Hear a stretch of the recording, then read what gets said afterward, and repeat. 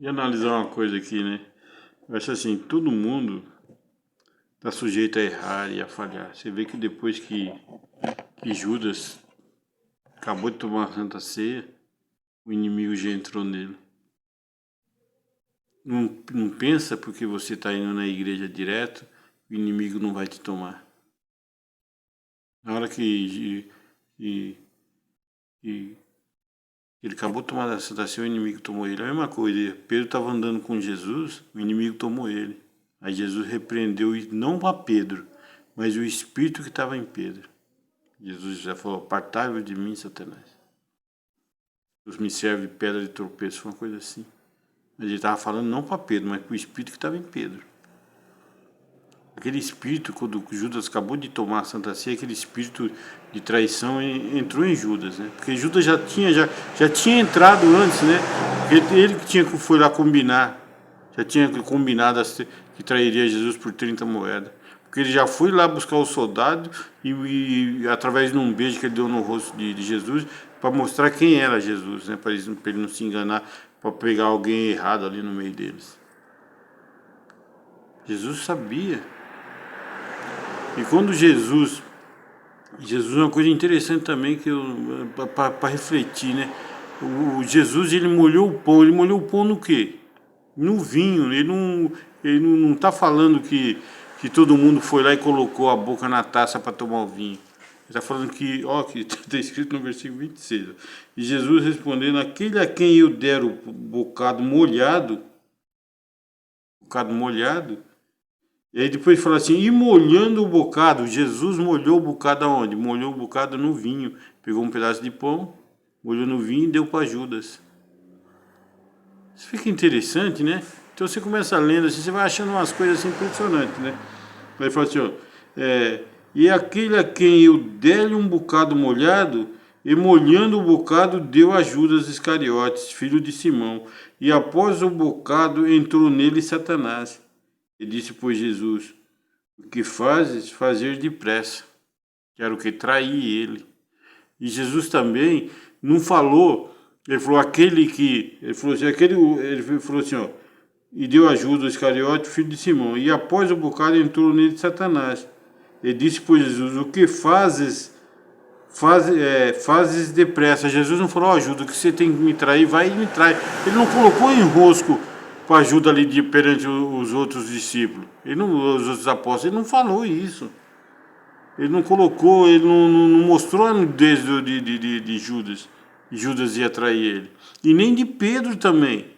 Porque depois da Santa Ceia, passado acho que um dia, Judas ou foi naquele momento em seguida, Pedro foi lá e cortou a orelha do soldado.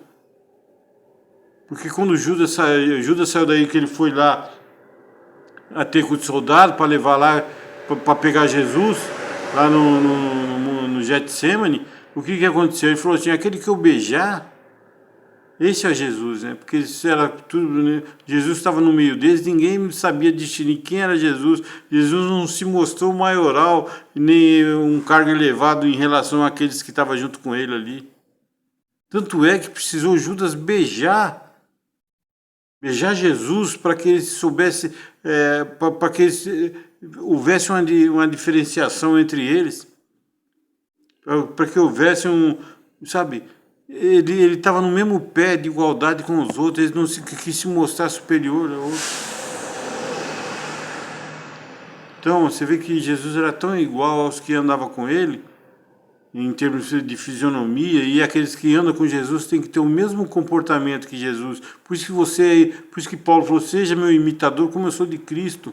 Se você está andando com Cristo, você tem que estar na mesma, que nem diz o ditado, na mesma pegada dele. Então aqueles soldados, aqueles discípulos, aqueles apóstolos estavam do mesmo jeito que Jesus, na simplicidade da vestimenta, nas palavras, em tudo você tem que você tem que imitar Jesus. Então não dava para diferenciar, então precisou um beijo da traição para diferenciar quem era Jesus e quem eram os discípulos.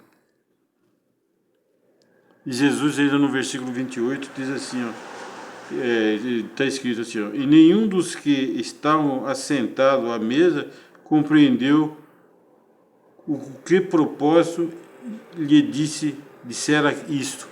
Ninguém entendeu por que Jesus falou assim, ó, o que fazes, fazes depressa. Mas Jesus não falou ajuda, vai e me trai. Jesus não jogou esse enrosco, como muitos jogam esse enrosco na cara do outro irmão, da irmã, do irmão. Olha, você não é digno. Jesus não falou para Pedro que ele não era digno, sabendo que ele ia trair lá na frente, sabendo que ele ia cortar a orelha do soldado, fazer um mal para o seu próximo. E nem falou para Pedro, para Judas, ó Judas, não toma não que você vai me trair, porque você já me vendeu por 30 moedas. Não toma ceia não. E eu quero que vocês reflitam sobre isso aqui, ó. E Jesus respondendo, aquele a quem eu der um pão, um bocado molhado. Quer dizer, Jesus molhou o pão no vinho. Às vezes a gente lê isso aqui e nem entende isso aí, né? Aí depois ele falou assim, ó, e ainda fala assim, e molhando o bocado, deu a Judas Iscariotes, filho de Simão. Quer dizer, a pessoa não foi lá e tacou a boca no cálice, não. Todo mundo foi tocando a boca. Mas tem uma parte que fala que eles tomaram, né? Mas tomaram como? Através do Jesus molhando o pão no vinho e dando para eles? Porque fala que Jesus molhou um bocado e deu para ele. Quem deu o próprio bocado para ele foi Jesus. Ou será que quando o...